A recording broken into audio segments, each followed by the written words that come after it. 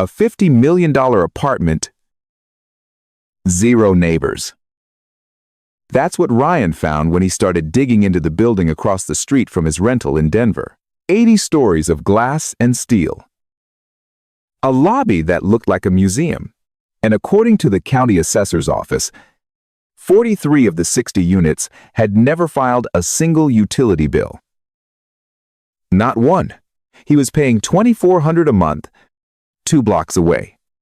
Sharing a wall with a guy who practiced drums at midnight, and the tower next door, silent. Dark. Empty. Here's what's wild. That building wasn't broken. It was working exactly as designed, and by the end of this video, you'll see how those empty towers are quietly raising the rent on everyone around them, including you, and the 3 counter moves that most people don't even know exist. Let's get something straight. This isn't a story about billionaires being evil. It's a story about incentives being broken across the United States. The housing crisis keeps getting worse. But not because we forgot how to build. According to the National Association of Realtors, America is short roughly 6.5 million homes. 6.5 million. Meanwhile, the Harvard Joint Center for Housing Studies reports that in major metro areas, luxury units make up a growing share of new construction. Even though demand for affordable and mid-range housing far outpaces supply, so we're building, just not for you. Think of it like a restaurant that only serves $100 steaks while the neighborhood is starving for a $5 sandwich. The kitchen works fine. The menu is the problem. And that menu has a name. In real estate economics, it's called the filtering problem. The idea that building luxury will eventually trickle down to everyone else. Except it doesn't. Not at scale. Not fast enough. Ryan didn't know any of this a year ago. He just knew something felt off. He earns $110,000 a year as a software engineer. His parents bought their first house at 27. He's 36, still renting. And every time he puts in an offer, he gets outbid by a cash buyer who never plans to move in. That's the housing crisis in one sentence.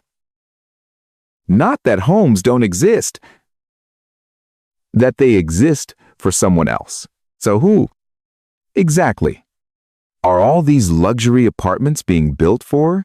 Here's where the empty tower effect starts. Step 1. The shadow. When a developer puts up a 90-story luxury tower, it doesn't just take up land. It takes up zoning capacity, city planning attention, and infrastructure dollars, water, sewer, transit, all sized for a building that, in many cases, sits mostly vacant. And that's not a guess. The United States Census Bureau's American Community Survey found that in Manhattan's most exclusive zip codes, non-primary residence rates exceed 50%. Half the units owned but not lived in. Dark windows stacked on top of dark windows. Now picture your city.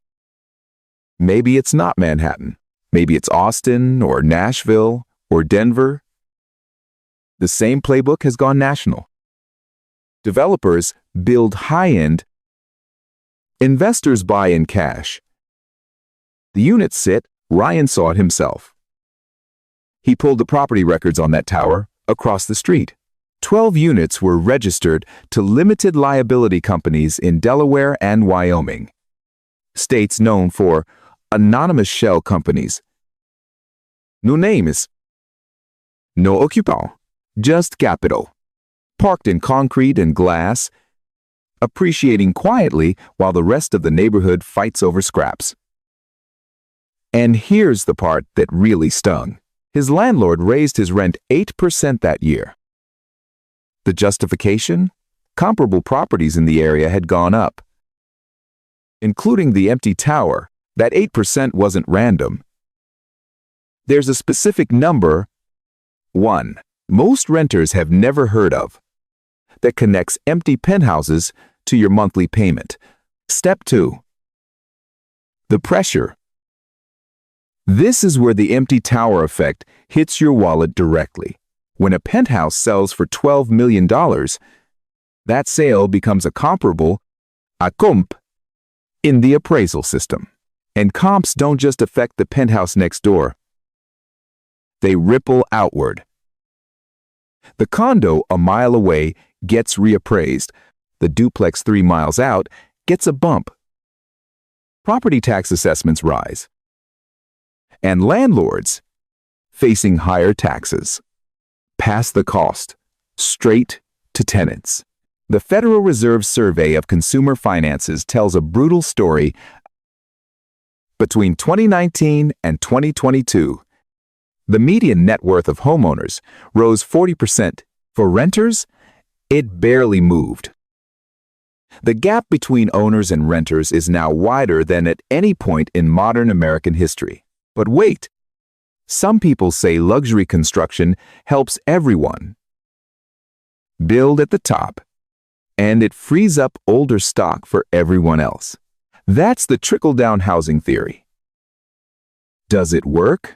A 2023 study from the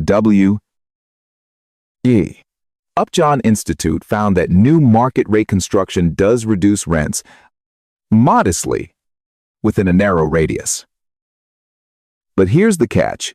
The effect is small, slow, and concentrated. It takes years to filter down, and it doesn't reach the bottom third of the income ladder at all. So the pressure is real. And it compounds. Ryan ran the numbers on his own situation.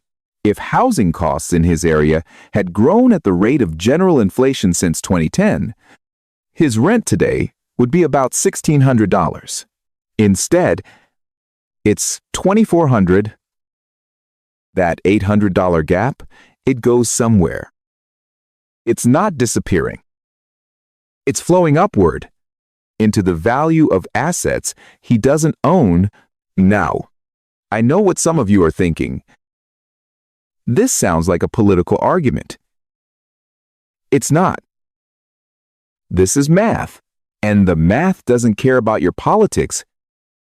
Step 3. The squeeze. This is where the housing crisis gets personal. If you're in your 20s, you feel it as I can't save for a down payment.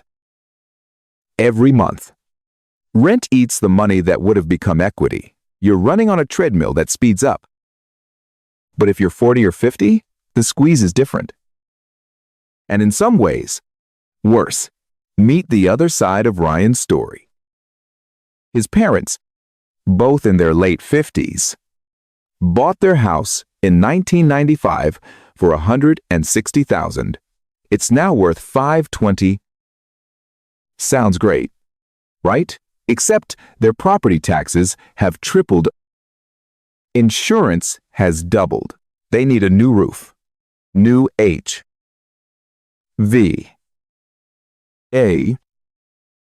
C. And their neighborhood homeowners association just assessed every homeowner $12,000 for infrastructure repairs.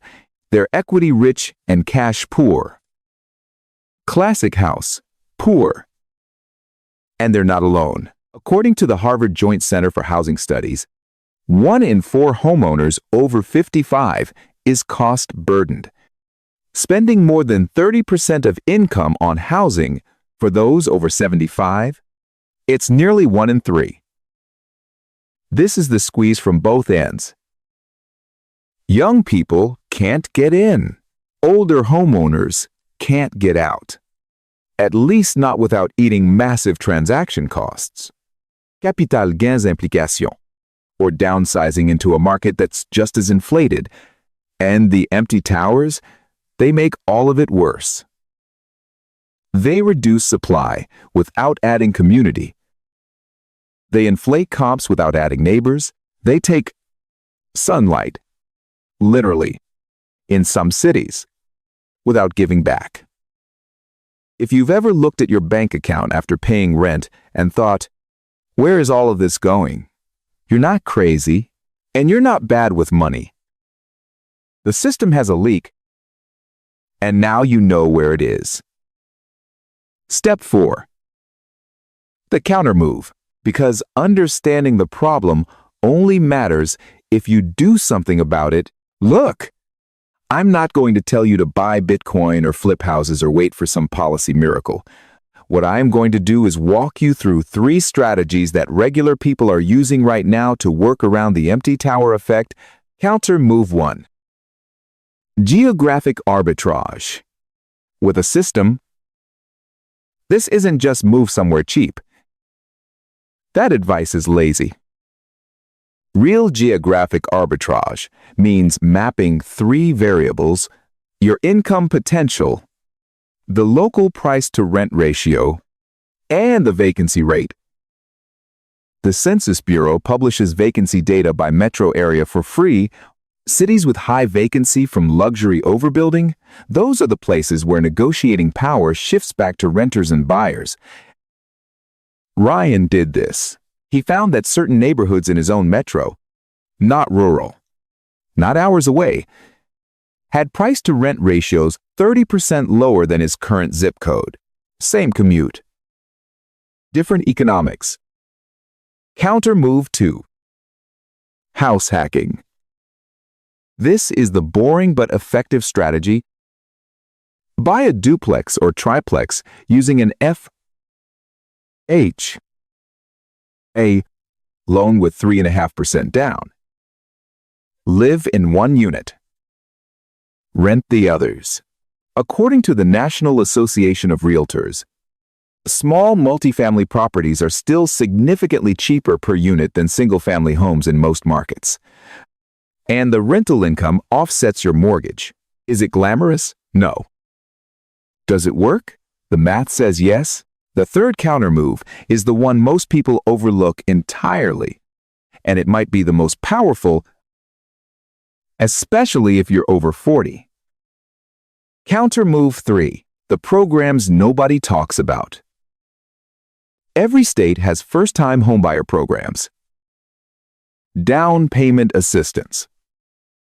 Below market rate loans, some cities offer forgivable grants, money you never pay back if you stay 5 years. The Department of Housing and Urban Development maintains a database. Most people never look. And here's the angle for anyone over 40. If you've owned before, you might think you don't qualify. But many of these programs define first-time buyer as anyone who hasn't owned in the last 3 years. Downsized and renting? Recently divorced? You may be eligible again. Ryan's parents looked into this. They found a state program that offered below-market interest rates for buyers over 55 in designated revitalization zones. It cut their projected monthly payment by $400.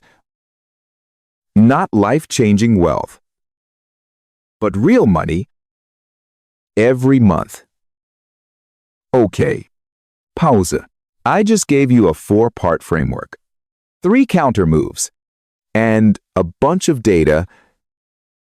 If your eyes are glazing over, good. That means the important stuff is landing. Let me bring it home.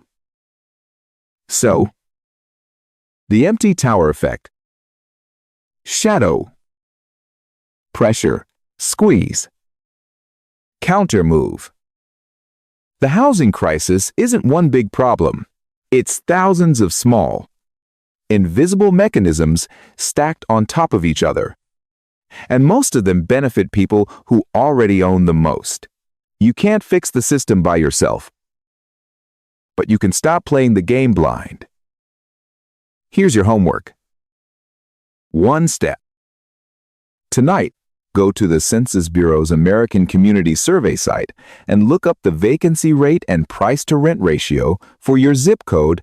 Just your zip code. Takes 10 minutes. That single number will tell you more about your housing situation than 100 TikTok takes, and if you have a friend, a sibling, a coworker, anyone who's stuck in the rent versus buy loop and feels like they're failing. Send them this video, not because I need views, because nobody explained this to me when I needed it. And I wish someone had now. If the empty tower effect made you rethink housing, wait until you see what happens when we pull back the curtain on the real cost of the American dream at every age. That video is right here. And it might be the most important one on this channel. I'll see you there.